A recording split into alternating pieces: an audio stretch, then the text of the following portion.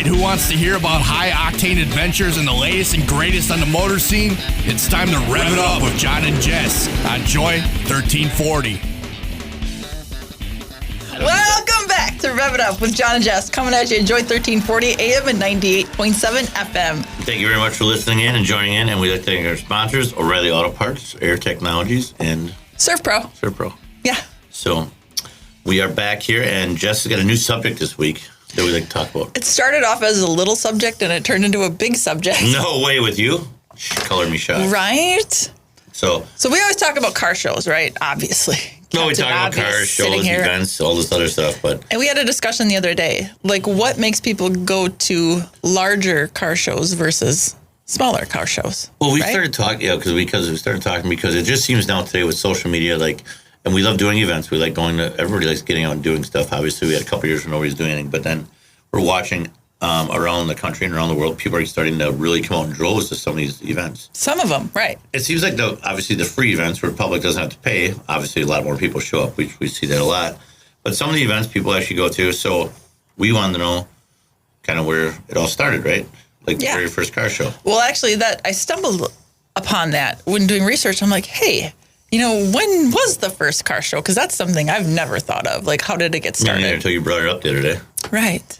And I even tried to quiz you on it to see if you knew. Because back in the day, the cars were for like the upper pendulum, the rich class, right? Mm-hmm. Yeah, those who could afford them, yeah. Those who could afford them, yeah. Not like, obviously, there's a car show everywhere these days. And that's what we were talking about. It's like, they're all over. What makes it, back when I used to go to shows with my dad, my father, all my buddies and stuff like that, there'd be like certain shows every year that you would put on your calendar to go to. Like Landon was huge. Landon Car Show has been, we were just at Landon last week. Mm-hmm. Landon Car Show we went to, and I know the recordings, it's always over 1,000 cars. They used to just fill up the streets, now it goes to the back, goes around the storefronts, the pancake breakfast, and it goes to the firefighters. Fill the boot. We always fill the boot. And stuff like that. So that's great. And people love it because it's just a small thing. And it only lasts for about 4 or 5 hours and they're done. Mm-hmm. And that is, so I think that's about an 18-year-old show now. And like Simcoe is how old, do you know? Oh my gosh, Simcoe. That's coming up this coming weekend. So that's a good show. They had a little bit of issues here and there with some business partners and stuff like that, but it came out to be a really good show. And now, of course, with any show, as we know, somebody's always got something to complain about. Some people were just talking about it last night at our shop about Simcoe. It's a great show. I don't care what anybody says. It's a great show. John Spence and his team do a great job with everything they got. But then they're saying that the vintage camping is in one area, and there's a couple, I see it online, but then they rent out the overflow camping, they call it, to other people. And they say the overflow campers don't go into the show. And they just party like rock stars out there and don't go in the show. Well, who cares? I guess it doesn't really matter, but it's all part of the show, whatever. Yeah. Let them have fun. Yeah, absolutely. And so there's always something, but Simcoe, I want to say Simcoe is probably about 15 years old, maybe. Okay. Yeah, because I think it was, maybe not that old, maybe 11 years old. But then Iola is huge too. That one's been 50, 55 years? Iola's like 50 years old. Yep, Iola's 50 years old. And that's a good show. And that's a swap meet that turned into a car show. They changed the direction of that show. Mm-hmm. So it just used to be just a swap meet and car crawls. That's it. Okay. Now, of course, over the last 6 or 7 years, Allie got involved and some other ones got involved. Joel, I believe it was Joel Oppenheimer, he took over. So they started bringing in celebrities and some other stuff. And then now they have dancing there. So they have to bring in stuff to bring more people involved, which I think is great because they're trying to take our shows and kind of bring them like they do in Cali and stuff, down south and stuff, with the Rockabilly and stuff. Because, they have shows, there's cruise nights every day of the week out there in California because the weather's beautiful. So we only have a certain amount of windows to do that. Right. So, so there's good followings for shows. And as we know, just for doing our own events, it takes a while to get a following. And you have to be on your toes every single year of what to bring and what not to bring in. Right. And people change venues or where the cars are going to be at. And, if it gets too big. There's obviously competition. Oh, and then, it used to, and I think that's the part where I know it's changing a lot in the last couple of years. So there's a show somewhere big every single weekend in the country, and we know that. Right. And there's a show every single custard stand, every, burger every place. week. Every in week. The summertime. And it's great. Sometimes a lot of people poke fun like, oh my gosh, how can you have a show within 2 blocks of each other one person's throwing a show on, then he's got another one at another bar down the street and all their stuff. And they're competing with other buildings in the same town. I mean, we're from, Jackson, West Bend area, and there's literally a show every single night of the week somewhere in 5 minutes. That's a lot. It's a lot. So some people kind of gripe that, it's the same 10 cars or 20 cars, all over the place. Well, let them have it for sure. But yeah, I mean, I think that gets a little tiresome, like. It does, because, and I mean, I know the kids see it, so they can go there and see his stuff. Like Chuck, Chuck with the Malibus, or Malibu, Chad and Chuck with the Malibus, who always say that are our Motor Mania reps. They're always going there. So there's in Burlington, I think this coming weekend, there's a car show, and they've got Bigfoot 1 coming in for 2 days, which is great.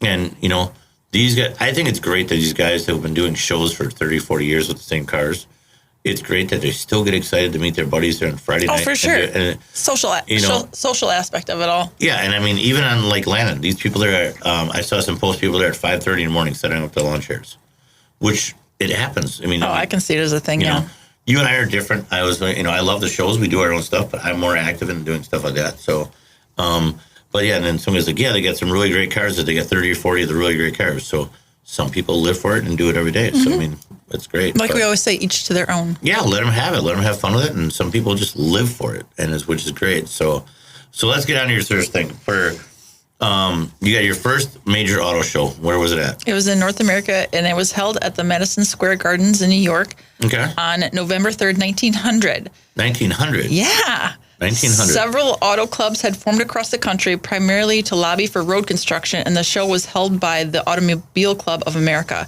Entry fee was 50 cents, which was really steep for the time. Yeah. But approximately 48,000 people visited the week of the show.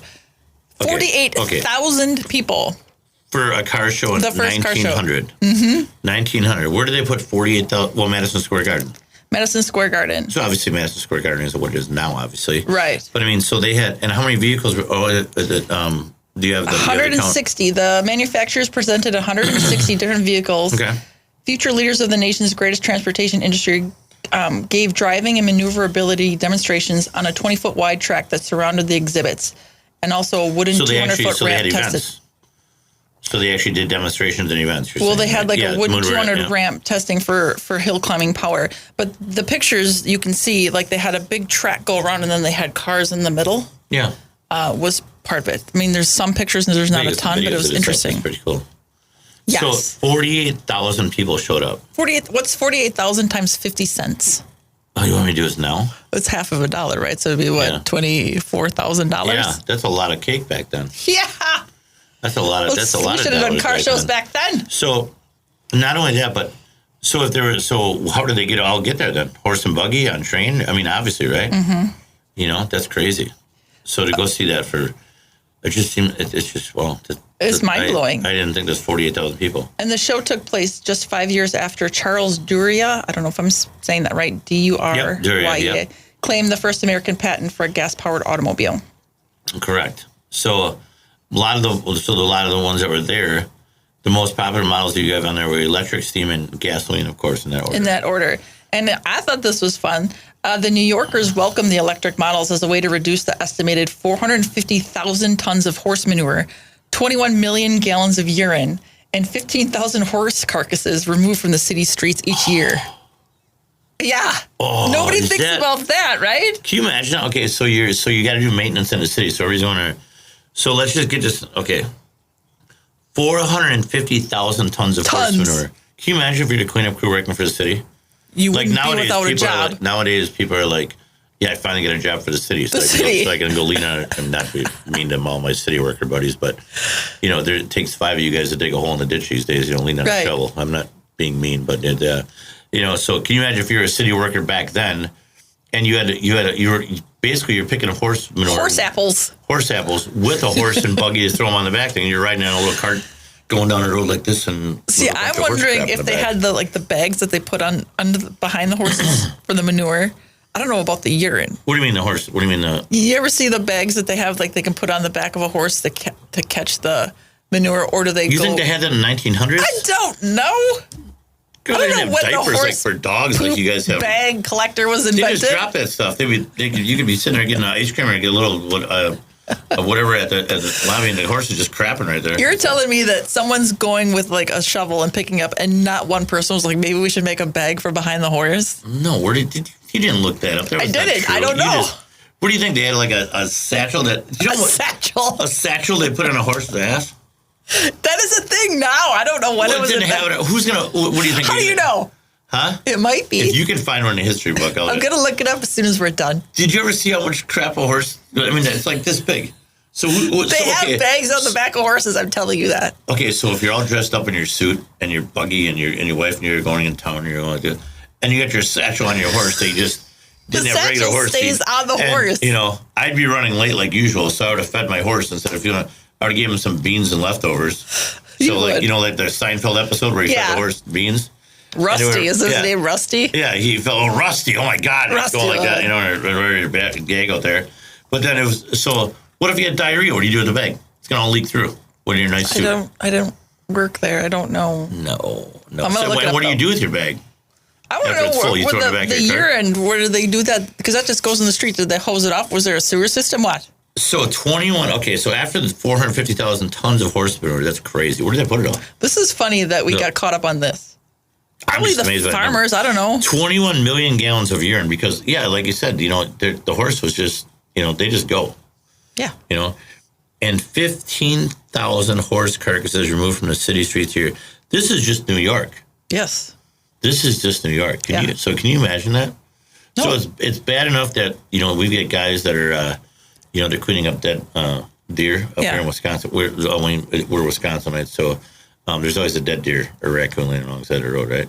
So can you imagine having to be a city worker with no tractor, no power equipment, and then how many guys think it takes to put a horse cart? I wonder if they dismember it first. Yeah, they might cut it up. Yeah. They might cut it up. I don't know. I'm going to look that up, too. Actually, you and I were looking this up. Now we're getting a little bit off. Okay, we got to stick to the program. But so all the horse back in the day, I was watching this. I got caught on this documentary the other day. And so all the dead horse carcasses, they ground them up for dog food. Yeah. And glue. Yeah. So they would so it didn't matter if they cut them up and sawed them up right on the street. And I did see, it's funny you said that because now there was a thing where these guys had this big, like this thing for cutting trees, a big saw. And they were just basically chopping this horse's head off right in the middle of the street. Yeah. Because how are you going to lift it up there? Right. It probably Wouldn't that be something to see? Probably no thing back then. Going down to Woolworths to get your little toy car and then all of a sudden be like, hey, kid, hold the saw. Right. With a bunch of saw meat on it. Going past the Nizzler sawing. Yeah. That's the thing. Again, goes to my fact about how these kids are raised now, what they had to do back in the day. So anyways, okay, so 21 and 15,000 horse carcasses. I'd be pissed if I had to climb 5 in a year. I'm like, I ain't going to climb. But if that's your job, that's your job. You won't be without a job. Kyle, I'm throwing you underneath the bus, but Kyle would be like, John, I can't do it. I can do it. Would you cut it? Would you saw a horse's head off right in the middle of the street? Sure would. Remember, I worked at the Humane Society. I'd like to see that. Okay. Yeah. Anyway, hundreds of electric vehicles worked well, but the heavy lead acid batteries, muddy road, and lack of electrical infrastructure confined those early electrics to metropolitan areas. So I'm going to stop and talk about this. Go. The electric vehicles. Yes. So people are going through, because there is, this whole big administration thing was switching to electric batteries. Yes. And the lithium plants and the children mining and all that sort of stuff like that. Yep. So what people don't understand, and I understand, the electric vehicle was they were out first. Mm-hmm. They were out before the gasoline was. Correct. And it never worked because it was not efficient. Just for the reasons I stated. Read it one more time.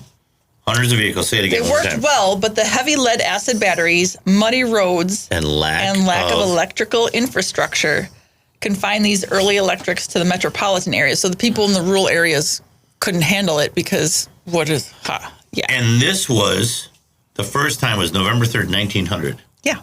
So we are in August of 2023. Mm-hmm.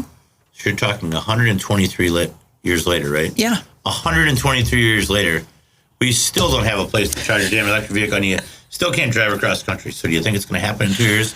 No. Come on, I just saw the newest ad for the Chevy Killer, the 1,000 horsepower you can get on there. So just a little FYI, they're not. I think Ford just lost like $4 or $5 billion on their electric. Sure they did. Inventory. They did, but they didn't really lose it. It's called the tax write-off, where people, so it's We could just branch off into a million things. So anyway, back to this. We won't get into all that.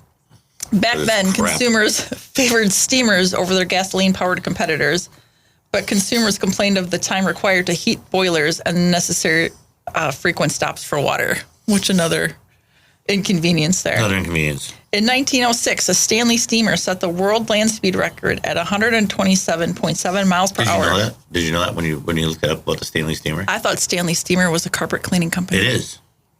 But did I you didn't know know that's it how it was a started? thing. No. Yeah. And it's Because you know it's got the whole little song, right? Stanley steamer. Yeah. And all that stuff. Yeah. yes. Now you're going to get stuck in my head. That still officially is recognized as the land speed record for a steam car. 1906. In 1906, so 127.7 mile an hour, officially recognized land speed record for a steam car. It's pretty impressive. So, Progress in the development of internal combustion engines soon outpaced steam technology. This is funny. One critic described the internal combustion engine as, quote, noxious, noisy, unreliable, and elephantine. It vibrates so violently as to loosen one's dentures. The automobile industry will surely burgeon in America, but this motor will not be a factor, unquote. I wonder if my neighbor across from the shop is related to him. Probably. He complains every night about the hot rods leaving the shop. And your elephantine machines over there. Elephantine machines, yeah. Knocking out your dentures. Knocking out your dentures. So, way back when people were saying the gasoline engine wouldn't work. Wasn't Guess gonna work. what? Here we are, We love it. almost 124 years later, and guess what's still the top of the chain? Yes. Is the gasoline. Gasoline, once an unwanted byproduct of kerosene refining, cost only about 15 cents a gallon in 1900 and produced dramatic increases in engine horsepower. Despite the absence of filling stations, gasoline became available in a consumer market where electric lights were making kerosene obsolete. So they were getting rid of the kerosene Already. for the electric lights and The stuff. electric lights ready. Yeah, but we love the gas. Interesting. In 1936, GM created its own traveling show dubbed the Parade of Progress. Have you heard of that? I have seen the videos of this. This is pretty neat. Pretty Which not only showcased cars, but such radical new equipment like microwaves and TVs. in 36? In 36. Look at that.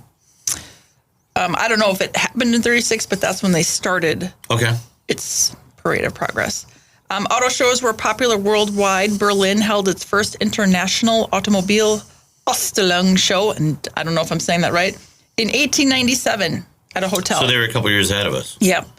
It was Okay. interrupted by the two world wars, and in 1951 was moved to Frankfurt, where it carries on today as one of the world's largest motor shows. Really? Mm-hmm. That's pretty interesting. So you've got, wow, that's really interesting. So they were headed over in Berlin too. Very interesting. And then the Geneva International Motor Show, another important global exhibit today, dates back to 1905, the Swiss Motor Show, when 17,000 visitors checked out 37 display stands. So in 1905, 17,000 people came to look at 37 vehicles. Mm-hmm. Wow. What That's else crazy. did they have to do back then They didn't really besides have work? nothing to do. It's not, it's Clean up not horse like poop? Yeah, clean up horse. I suppose I would have went too to get out of work. You would, right? I would have. It would have been pretty interesting to see.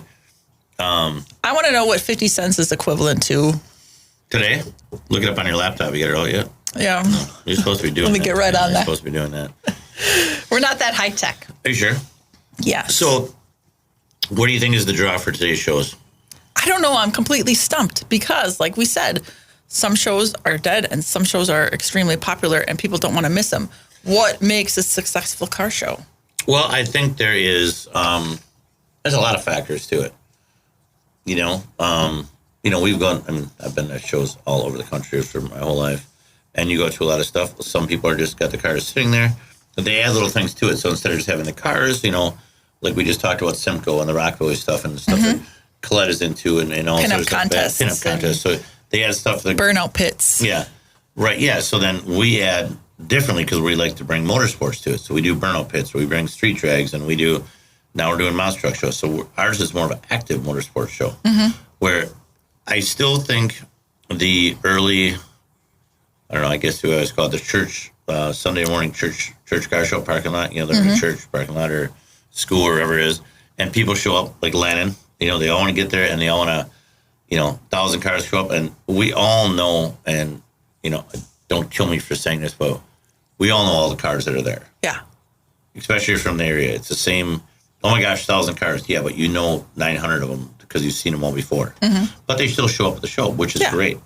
And those people like that, or the cruise nights, or the same when you have a weekly car show at a custard stand, or like the Jumbos or the VFWs or the Raceways and all that stuff. All the cruise nights, at Wayne's Custard.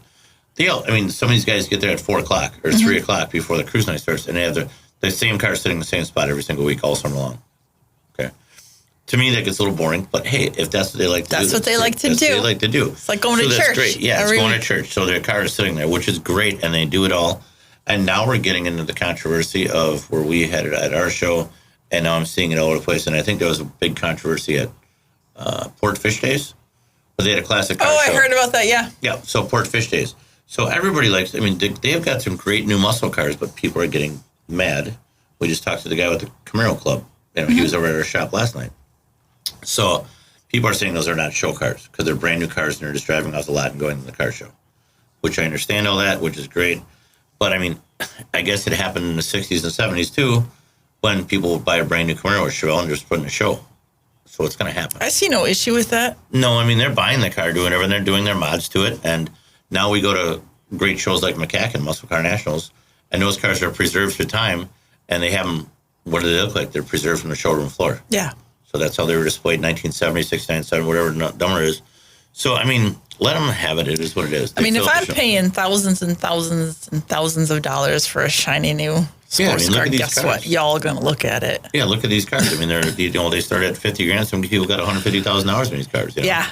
So let them have it. I just, I guess there's controversy or whatever goes on, but because you're not going to change it. It's evolving, and people are buying more stuff. And let's face it, not everybody wants to drive an old, bounty, rickety old muscle car or an old street rod. They buy something brand new. Right. So it is what it is.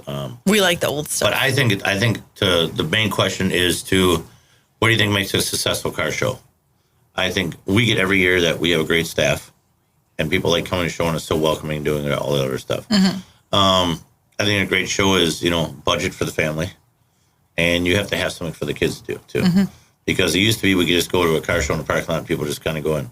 But now look at all the different entities that people add to every show. Do you think some of the car shows are kind of cliquey and they're okay with being cliquey, and that's all that they want is their people from their genre? 110%. I thought so. I can see that in some of them. People can love the comments, so bring them in. Yeah. It's cliquey. I've seen it throughout the years through World of Wheels. I've seen it through all the car shows and certain, there's a couple small town shows we go through. I won't even name them, but other people come into that show with cars that are way better, and they won't even place. But the same people are awarding the same prize because their friends are on the town board. Oh, we've seen that in different areas of the world, not just car shows. We've been at a couple shows, and people know what shows I'm talking about, where I've actually brought in a couple of my friends from the Motor Mania shows event and brought in cars that were 10 times the quality and fabrication of the cars that are winning, and else, and the cars that our friends that we brought in to help out this show that we were asked to bring into, they didn't even place at the show. And I'm like, really? I'm like, okay, we're done here.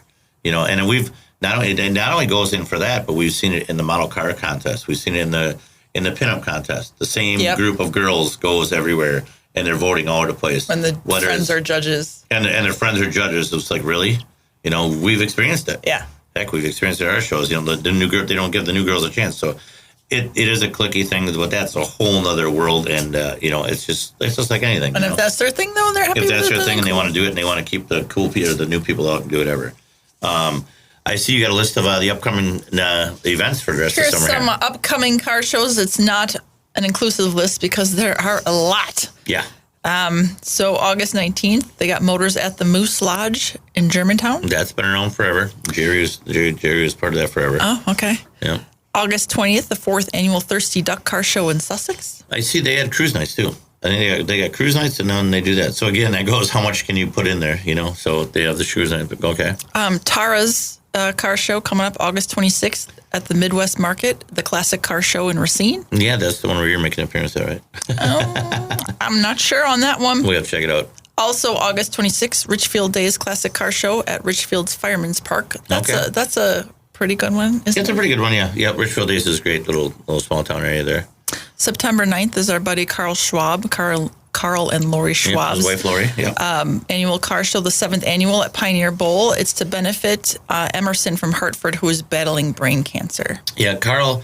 No, this one here, that's his 7th annual one. So I believe it was. So I think 7 years ago we kind of helped him out a little bit. I mean, he took it by the horns and what Carl wanted to do, and everybody knows Carl and Lori. Carl was injured in a car accident a long time ago, so he's in a wheelchair. And they all do it for charity, right? Carl does 100. Carl and Lori do. Some shows only give a certain percentage. Excuse me, but Carl and Lori donate 100% to their car show to charity. That's fabulous. And they take out a lot of time to do that. So takes a village to run a car show. Trust me, I know. Ask me how I know. Oh God, yeah, I know, and it goes all the way through. So on top of that, and so if some of these car shows are asking you to benefit or do some stuff like that, and it's for a good benefit for these kids to do whatever. I mean, we give Carl and Lori some stuff here and there, and we try doing it in the little car shows, which we do it all over the place with anything free we can do. So help these people out that are doing this stuff, and support the hobby. Let it keep going. You're not going to stop at these kids. Of course, they're going to meet anywhere. Yeah. And even I say it's kids with the tuners. No, because you can look on Highway 100 and do whatever, and there's 67-year-old guys out there with their brand new Camaros and whatever Chargers and Challengers right there cruising with these kids. So let them do as they please. So interesting facts today with the car show. Yeah, for sure. I'm still fascinated with it too. Well, how many pounds of manure? 250,000. Lots of tons. Yeah. And the carcasses all right, too. And we gotta go. It's that time already. Check out the video with the dead horses. It's cool. The video. So. Yeah. Okay. All right. Thanks for listening, everybody. Have a good one. Bye.